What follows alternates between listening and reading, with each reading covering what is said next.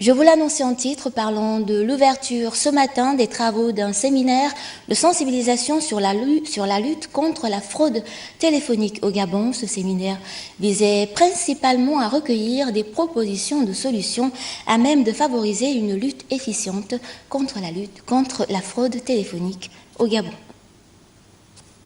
En perpétuelle mutation, le secteur des télécommunications électroniques fait face depuis quelques mois à un regain de fraude téléphonique sous diverses formes. D'où ce séminaire axé sur le détournement du trafic international entrant sur le territoire national à partir des équipements dénommés les SIM-Box. Les présentes assises, qui s'inscrivent bien entendu dans le cadre du renforcement des capacités opérationnelles de l'ensemble des partenaires, constituent pour ma part un cadre par excellence d'échange, d'expertise sur le déploiement des actions efficaces de lutte contre la fraude téléphonique et l'importation illicite des terminaux de télécommunication au Gabon.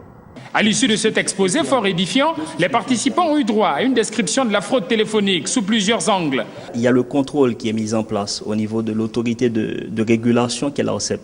Ce contrôle-là permet déjà de détecter la fraude, parce que la fraude, d'abord, il faut la détecter.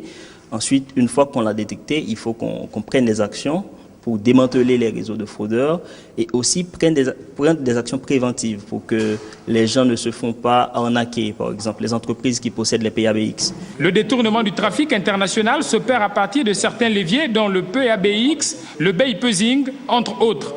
Cette fraude grandissante occasionne des pertes qui se chiffrent à plusieurs milliards de francs CFA pour l'État et les opérateurs de téléphonie mobile. À ce jour, nous avons démantelé 8 sites. Donc 9 personnes ont été interpellées. Ils sont aux mains de la justice. 4 ont été jugés et 4, pour le moment, sont en instance de jugement. Il faut savoir que cette activité fait perdre énormément de ressources à l'État gabonais. Aujourd'hui, nous sommes à près de plus de 13 milliards de pertes pour les individus que nous avons interpellés. En clair, ce séminaire vise à renforcer les capacités opérationnelles de l'ensemble des partenaires et par ricochet, densifier le dispositif de lutte contre la fraude téléphonique par des actions sur le terrain.